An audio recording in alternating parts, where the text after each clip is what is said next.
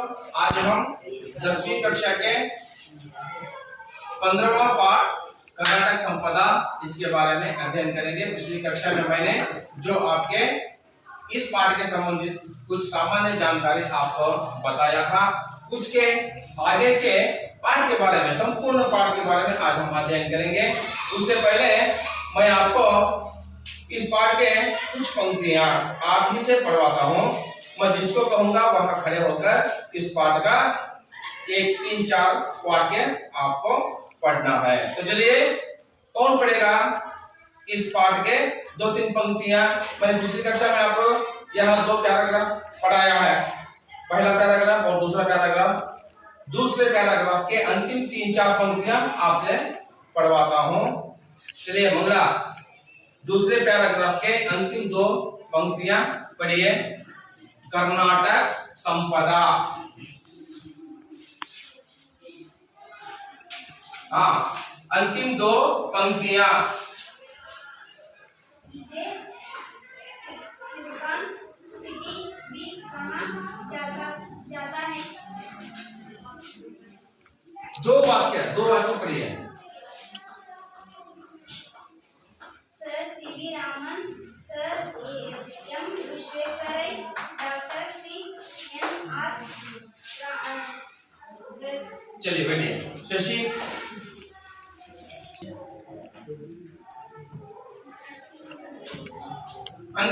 अंतिम 2 पंक्तियां या 1 पंक्ति पढ़िए। दूसरे पैराग्राफ में मैंने आपको पिछली कक्षा में 2 पैराग्राफ पढ़ाया था ना। यहाँ प्रसिद्ध भारतीय विज्ञान संस्थान HAL, HMT, ITI, BAEL, PEL जैसी बृहद संस्थान है। बैठिए। मंजुला, 1 वाक्य पढ़िए बस। वही 1 वाक्य पढ़िए बस। हाँ, यह दूसरे पैराग्राफ का अंतिम 1 वाक्य पढ़िए।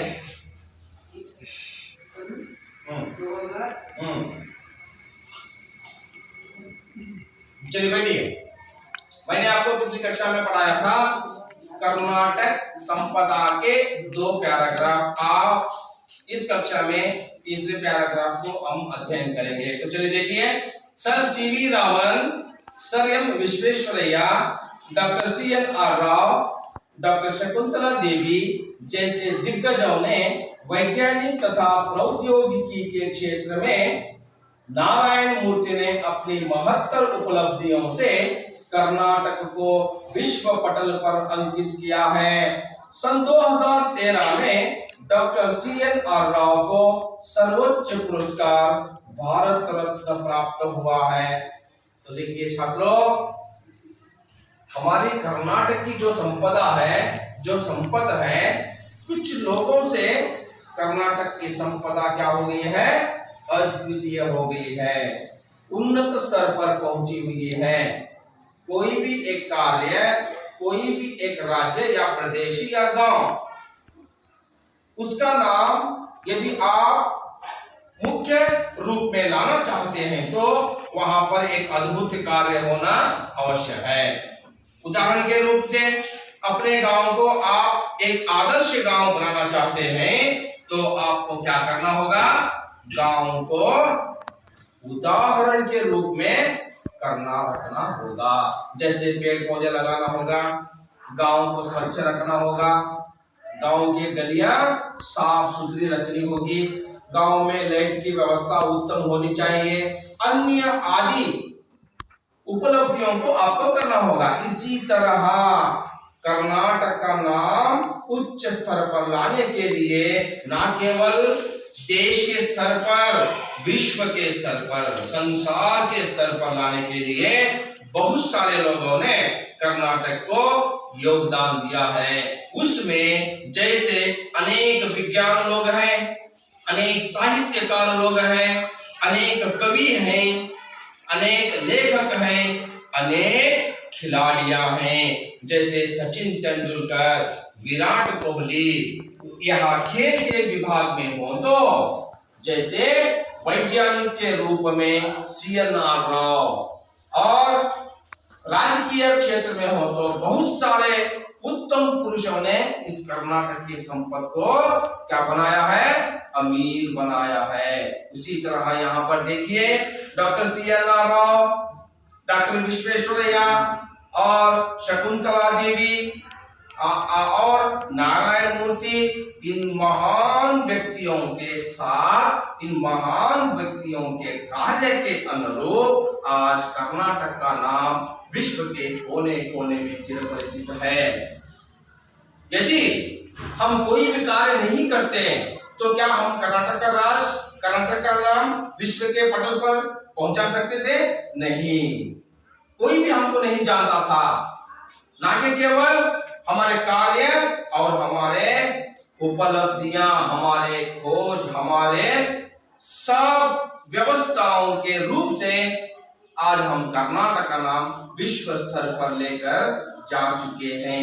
यहाँ पर आपने पाठ में सुना है नारायण मूर्ति जैसे, और यही सब कार्यों को मद्देनजर रखते हुए, इन सब कार्यों को देखते हुए 2013 में डॉक्टर CNR राव को सर्वोच्च पुरस्कार भारत रत्न पुरस्कार से सम्मानित किया गया। आप सबको याद रखना चाहिए 2013 जब एक CNR राव क्या है, एक बहुत बड़े विज्ञानी हैं, बहुत बड़े एक विज्ञान हैं। इनको सर्वोच्च पुरस्कार, जो भारत का सबसे बड़ा पुरस्कार होता है, कौन सा? भारत रत्न पुरस्कार। भारत रत्न पुरस्कार से डॉक्टर CNR राव को सम्मानित किया गया। और देखिए यहाँ पर, यहाँ सोना, तांबा, लोहा आदि कई प्रकार की उपयोगी धातुएं मिलती हैं। भद्रावती में कागज, लोहे और इस्पात के बड़े कारखाने हैं। इसके अलावा कर्नाटक में चीनी, सीमेंट, रेशम और कागज उत्पादन के अनेक कारखाने हैं। देखिए छात्रों, ना केवल साहित्यकारों से, ना केवल खिलाड़ियों से, ना केवल राजकीय लोगों से, पॉलिटिकल लोगों से हमारा कर्नाटक का नाम बड़ा नहीं हुआ है, और भी कुछ महान लोगों के कार्य से हमारा कर्नाटक का नाम आज विश्व स्तर में चिरपरिचित है। यहाँ पर देखिए कर्नाटक राज्य में लोहा उत्पादन किया जाता है, सीमेंट उत्पादन किया जाता है, इस्पात का उत्पादन किया जाता है, रेशम का उत्पादन किया जाता है, और कई सारे बहुत सारे चीजों का हम प्रोडक्शन करने में, उत्पादन करने में सक्षम हैं।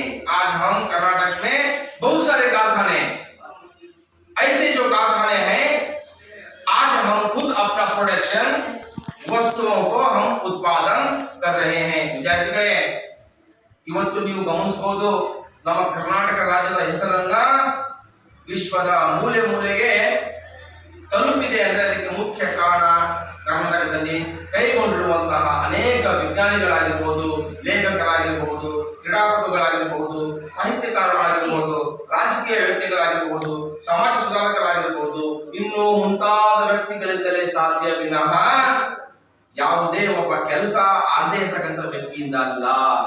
ಯಾಕೆ ಹೇಳಿ, ಅವರು ತಮ್ಮದೇ ಆದಂತಹ ಒಂದು ಛಾಪನ್ನ ಮೂಡಿಸಿ ಒಂದು ಸಾಧನೆಯನ್ನ ಮಾಡಿ ಇವತ್ತು ಕರ್ನಾಟಕದ ಹೆಸರನ್ನ ವಿಶ್ವದ ಮೂಲೆ ಮೂಲೆಗೂ ತಲುಪಿಸಿದ್ದಾರೆ. ಹಾಗಾಗಿ ಯಾರೋ ಒಬ್ರು ಏನೋ ಸಾಧನೆ ಮಾಡಿದಾಗ ಮಾತ್ರ ಆ ವ್ಯಕ್ತಿ ಹೆಸರೇನಾಗುತ್ತೆ, ಉನ್ನತ ಮಟ್ಟಕ್ಕೆ ಬರುತ್ತೆ. ಸಾಧನೆ ಮಾಡಿದ ಮೇಲೆ ಅವನ ಹೆಸರು ಉನ್ನತ ಮಟ್ಟಕ್ಕೆ ಬರಕ್ಕೆ ಸಾಧ್ಯವಿಲ್ಲ.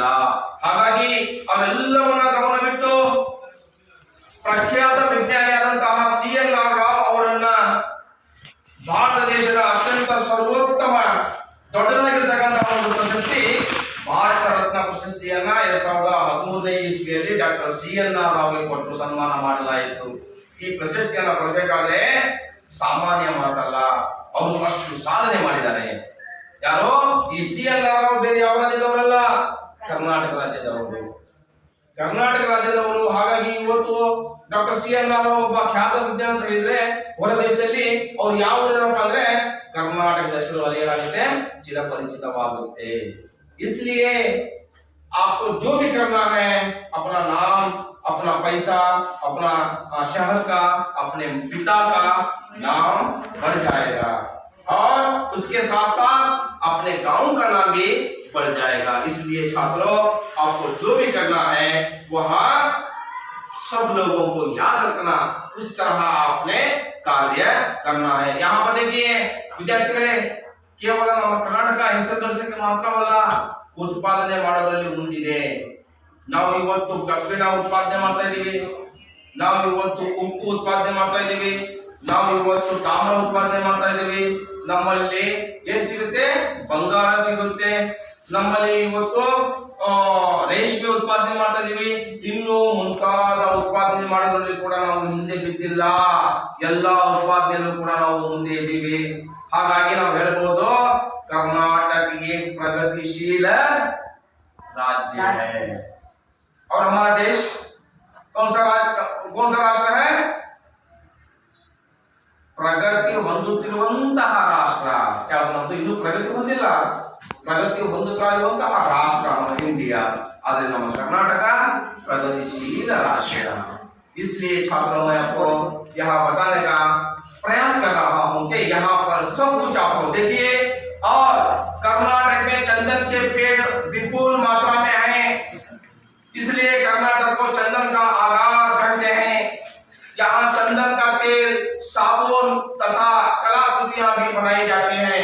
देखिए केवल लोहा, तांबा और रेशम, इस्पात, इसके अलावा चंदन के कृतियां बनाने में, चंदन से तेल बनाने में चंदन के पेड़ यहाँ पर बहुत सारे आपको मिल जाएंगे। इसलिए कर्नाटक को क्या कहते हैं? और एक नाम चंदन का आगार भी कहते हैं। कर्नाटकದಲ್ಲಿ ಕೇವಲ ಉಪ್ಪು, ಕಬ್ಬಿಣ, ಆಮೇಲೆ ಬಂಗಾರ, ಬೆಳ್ಳಿ, ಇವೆಲ್ಲ ರೇಷ್ಮೆ, ಇವುಗಳ ಜೊತೆಗೆ ನಾವು ಏನ್ ಮಾಡ್ತೀವಿ? ಗಂಧದ ಮರಗಳ ನಾಡು ಅಂತ ಕೂಡ ಕರ್ನಾಟಕ ಕರಿತೀವಿ ನಾವು। ಹಾಗಾಗಿ ಇಲ್ಲಿ ಗಂಧದ ಮರಗಳು ಹೇರಳವಾಗಿ ಸಿಗ್ತವೆ, ಅಂದ್ರೆ ಜಾಸ್ತಿ ಸಿಗ್ತವೆ।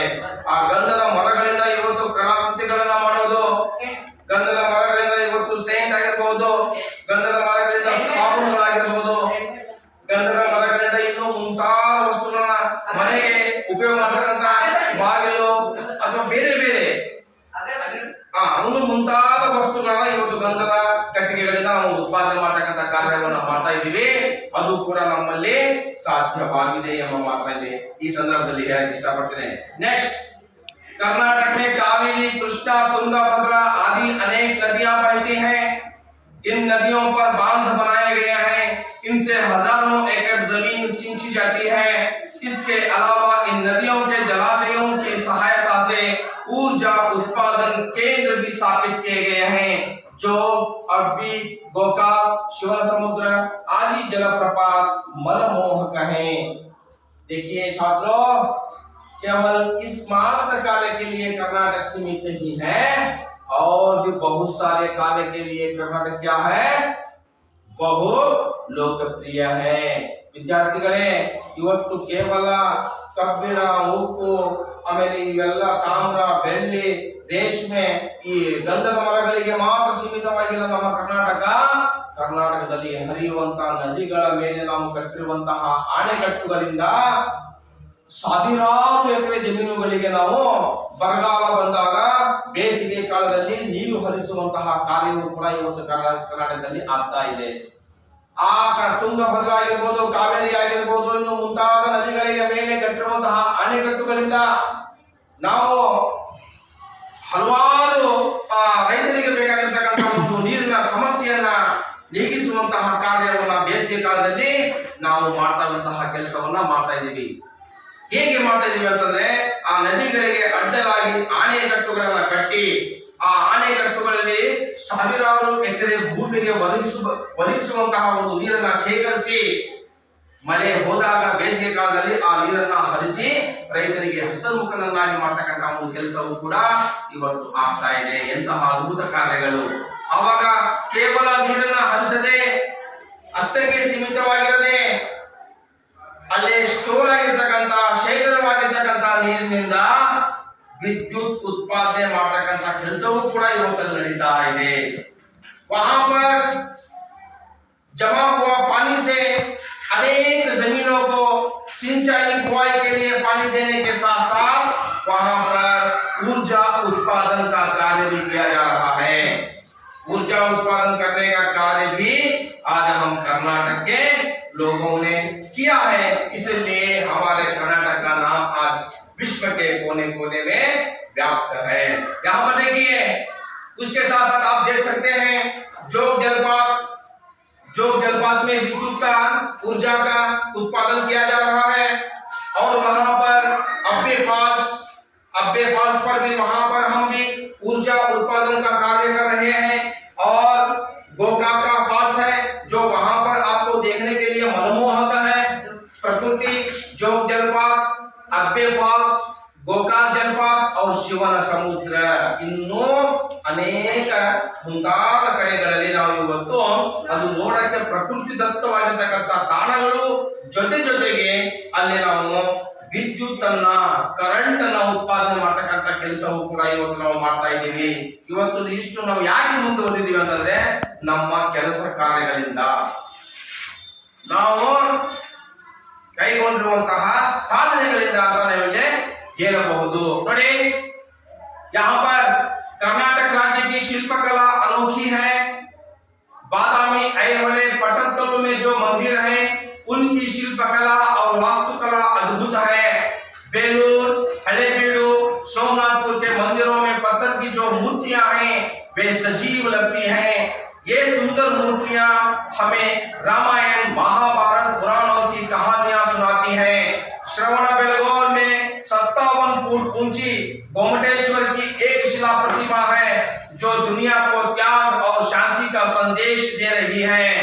विजयपुर के गोल गुंबज की विस्परिंग गैलरी वास्तुकला का अद्वितीय दृष्टांत है। मैसूर का राजमहल कर्नाटक के वैभव का प्रतीक है। प्राचीन सेंट फिलोमिना चर्च, जगमोहन राजमहल यानी आर्ट गैलरी का पुरातत्व वस्तु संग्रहालय अत्यंत आकर्षणीय है। छात्रों, देखिए यहाँ पर कर्नाटक में क्या क्या नहीं है। कर्नाटक में बहुत कुछ है, इसी कारण कर्नाटक का नाम आज विश्व के कोने कोने में व्याप्त है। देखिए छात्रों, यहाँ पर बताया गया है कर्नाटक की वास्तुकला और शिल्प। यहाँ पर कावेरी और यहाँ पर शिल्पकला जो है, वास्तुकला जो है अद्भुत है। इस अद्भुत वास्तुकला और शिल्पकला को आज हम अपनी आंखों से देखकर मन को संतुष्ट कर सकते हैं। इसके लिए आप जाइए बेलूरू, हलेबीडु, पटदकल्लु, ऐहोले, सोमनाथपुर के मंदिरों में जो मूर्तियां हैं वो मूर्तियों को यदि आप देखेंगे जाकर पास से, वहां मूर्ति आपको सजीव लगेंगी। और यहाँ पर और देख सकते हैं श्रवणबेलगोल में जो एक शिला की मूर्ति है विश्व को, जगत को शांति और त्याग का संदेश दे रही है। 57 फुट ऊंची एक शिला प्रतिमा पूरे जगत को शांति और त्याग का संदेश दे रही है। और जाइए बीजापुर में जो गोल गुंबज है, वह गोल गुंबज का आपको विस्परिंग गैलरी वास्तुकला और शिल्पकला का अद्भुत दृष्टांत है। एक बहुत सारा अद्भुत है, माय है। और उसी तरह मैसूर की जो अरमने जो आर्ट गैलरी है वहां एक पुरातत्व काल का हमें ज्ञात कराती है। और वस्तु संग्रहालय जो आप देख सकते हैं, वहां प्राणी संग्रहालय है मैसूर में बहुत ही। और चर्च जो है सेंट फिलोमिना जो चर्च है वहां का एशिया का सर्वप्रथम चर्च जो है मैसूर में है। आप जाकर अपने आंखों से खुद देख सकते हैं कि हमारे कर्नाटक की जो संपदा है, जो हमारे कर्नाटक की शान है, दूसरे देश में बहुत ही अद्भुत है। ವಿದ್ಯಾರ್ಥಿಗಳೇ, ಇವತ್ತು ನೀವು ಗಮನಿಸಬಹುದು, ಕೇವಲ ಈ ನಾನು ಹಿಂದೆ ಹೇಳಿದಷ್ಟು ಆ ಕೆಲಸಕ್ಕೆ ಮಾತ್ರ ಕರ್ನಾಟಕ ಸೀಮಿತವಾಗಿಲ್ಲ. ಕರ್ನಾಟಕದ ಶಿಲ್ಪಕಲಾ ಮತ್ತು ವಾಸ್ತುಕಲಾ ಅದ್ಭುತವಾಗಿದೆ. ಅದನ್ನ ನೀವು ಏನಾದರೂ ಕಣ್ಣಾರೆ ನೋಡಿ ನೀವು ಸ್ವತಃ ಸಂತೋಷ ಪಡಬೇಕಾದ್ರೆ ಪಟ್ಟದಕಲ್ಲು, ಐಹೊಳೆ, ಬಾದಾಮಿ, ಬೇಲೂರು, ಹಳೇಬೀಡು, ಸೋಮನಾಥಪುರ ಈ ಮಂದಿರಗಳಿಗೆ ನೀವೇನಾದ್ರೂ ಭೇಟಿ ಕೊಟ್ರಿ, ಅಲ್ಲಿಯ ಮೂರ್ತಿಗಳನ್ನ ನೀವು ಹತ್ತಿರದಿಂದ ಹೋಗಿ ಏನಾದ್ರು ನೋಡಿದ್ರೆ ನಿಮಗೂ ಆ ಮೂರ್ತಿಗಳಿಗೂ ವ್ಯತ್ಯಾಸನೇ ಇರಲ್ಲ. ಇದರಲ್ಲಿ ಏನೋ ಜೀವನೇ ಇದೆಯೇನೋ ಅಂತ ನಿಮ್ಗೆ ಭಾಸವಾಗುತ್ತೆ. ಅಷ್ಟು ಅದ್ಭುತವಾಗಿ ಕೆತ್ತನೆ ಮಾಡಲಾಗಿದೆ. ಹೋಗಿ ಇವತ್ತು ಬೇಲೂರಿನ ಹಳೇಬೀಡಿನ ಮೂರ್ತಿಗಳ ನಾನು ಹತ್ತಿರದಿಂದ ಸ್ಪಷ್ಟವಾಗಿ ನೋಡಿದ್ದೀನಿ. ಆ ಅನುಭವದಿಂದ ನಾನು ನಿಮ್ಗೆ ಹೇಳ್ತಾ ಇದ್ದೀನಿ. ಆ ಮೂರ್ತಿಗಳಿಗೆ ಅಷ್ಟು ಅದ್ಭುತವಾಗಿ ಕೆತ್ತನೆ ಮಾಡಲಾಗಿದೆ. ಅದಕ್ಕೆ ಹೇಳೋದು ಕರ್ನಾಟಕದ ಒಂದು ಶಿಲ್ಪಕಲಾ ಮತ್ತು ವಾಸ್ತುಕಲಾ ಹಿಂದೆ ಅದ್ಭುತವಾಗಿದೆ. ಶಿಲ್ಪಕಲಾ ಅರ್ಥಾತ್ ಮೂರ್ತಿಯ, वास्तुकला अर्थात जो बनाने का स्ट्रक्चर, जो हम इंग्लिश में कहते हैं, अंग्रेजी भाषा में स्ट्रक्चर, बनावट भी हमारे कर्नाटक की अद्भुत है। और जाइए बीजापुर की जो गोल गुंबज है वहां पर आपको एक विस्परिंग गैलरी मिलेगी। यदि आप एक बात को कहेंगे तो 7 बार प्रतिध्वनित होगी, आपकी बात 7 बार प्रतिध्वनित हो जाएगी। यह भी एक वास्तुकला की अद्भुत उदाहरण है। और जाइए आप मैसूर की जो राजमहल है वहां पर जो आपको एक आर्ट गैलरी मिल जाएगी। देखने के लिए 2 आंखें आपको कम पड़ जाएंगी, आपका मन बहुत खुश हो जाएगा। यह सब जो है हमारा प्राचीन काल की परंपराएं, जो इस मूर्तियां आपको देखते हैं, इन मंदिरों की जो मूर्तियां आपको रामायण और महाभारत की कथाएं सुनाती हैं। और वहां पर जो मैसूर में सेंट फिलोमिना जो चर्च है, आप अपनी आंखों से देखकर समझ सकते हैं कि हमारी कर्नाटक की जो शिल्पकला और वास्तुकला इतनी अद्भुत है। तो बच्चों, आज की कक्षा में बस इतना ही। इसी के अंदर इसी के निहित आने वाले जो शब्दों को मैं आपको शामपट पर लिखाऊंगा, उसका आपको, यदि मैं विलोम शब्द लिखूंगा तो आपको विलोम रूप बताना है। यदि मैं आपको अन्य वचन शब्द लिखूंगा तो उसका अन्य वचन रूप बताना है। लिंग लिखा तो आपको उसका अन्य लिंग रूप आपको बताना है। उससे पहले मैं आपको 2 या 3 मिनट के लिए मौन वाचन के लिए कहता हूं। आप सब मौन वाचन कीजिए। इस पाठ को मन में पढ़ लीजिए। ಎಲ್ಲ ವಿದ್ಯಾರ್ಥಿಗಳೇ 2 ರಿಂದ 3 ನಿಮಿಷ ಮೌನ ವಾಚನ ಮಾಡಿ. ಮೌನ ವಾಚನ ಅಂದ್ರೆ ಗೊತ್ತಲ್ಲ, ಸ್ವಲ್ಪನೂ ಶಬ್ದ ಹೊರಗಡೆ ಬರಬಾರದು. ಅದಾದ ಮೇಲೆ ನೀವು ನನಗೆ ಒಳಗಡೆ ಬರತಕ್ಕಂತ ನಿಮ್ಮ ಸಮಸ್ಯೆಗಳನ್ನು ನನಗೆ ಕೇಳಬಹುದು. इसके अंदर जो आए हुए शब्द हो, वाक्य हो, क्या कोई आपको दुविधा हो तो आप मुझे पूछ सकते हैं। और मैं आपको बाद में लिखाऊंगा। इसमें जो आए हुए शब्द मैंने जो अभी पढ़ाया है आपको, इसमें आए हुए विलोम शब्द, अन्य वचन, अन्य लिंग, क्रिया शब्द मैं आपको बताऊंगा।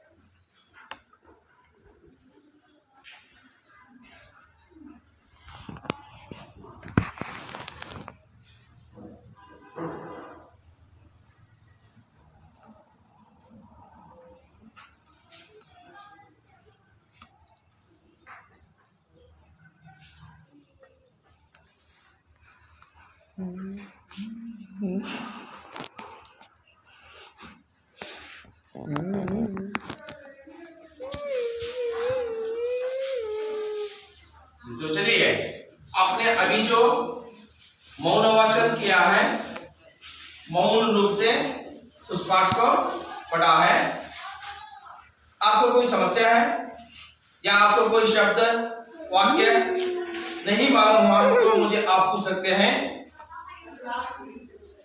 कोई झिझक नहीं चाहिए, आप मुझे पूछ सकते हैं, मैं आपको बताऊंगा। यदि मैं अब लिखूंगा तो शामपट पर आप उसका उत्तर देना है। कोई पूछ सकता है? आप चलिए देखिए, यहाँ पर मैंने अभी जो आपको पढ़ाया है उस पैराग्राफ में जो आए हुए शब्दों को मैं यहाँ पर लिखने का प्रयास करूंगा।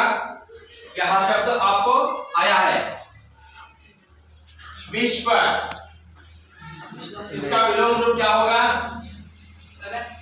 हाँ, विश्व, सॉरी इसका विलोम रूप नहीं आएगा, समानार्थक शब्द आएगा। हाँ बिल्कुल सही। और केवल जगत और दो शब्द बताना है आपको, विश्व, जगत, और कौन बताएगा? समानार्थक शब्द, पर्यायवाची शब्द। प्रपंच मैंने आप कल ही बता दिया, वह एक कन्नड़ शब्द है, वह हिंदी में नहीं आएगा, बताया था ना। विश्व को मैंने लिखा है विश्व, जगत, मैं बताऊं दुनिया, दुनिया शब्द आ जाएगा। और आएगा, और भी आएंगे। दुनिया हो गया, संसार, जगत, दुनिया, विश्व, यह चारों शब्द पर्यायवाची शब्द हैं, यानी सजातीय शब्द है, समानार्थक शब्द है। तो चलिए, और आप ही के यहाँ पाठ में आए हुए कुछ शब्दों को मैं आपको बता रहा हूं। हाँ, शांति का विलोम रूप क्या होगा? शांति का विलोम रूप होगा अशांति। आपस में कोई बात नहीं करने का, शांति, अशांति, यहाँ इसका विलोम रूप हो गया। हाँ, त्याग, इसका क्या आपको विलोम रूप नहीं आएगा। देखिए, आप ही के पाठ में देखिए, आप ही के पाठ में देखना है, इधर उधर मत देखना।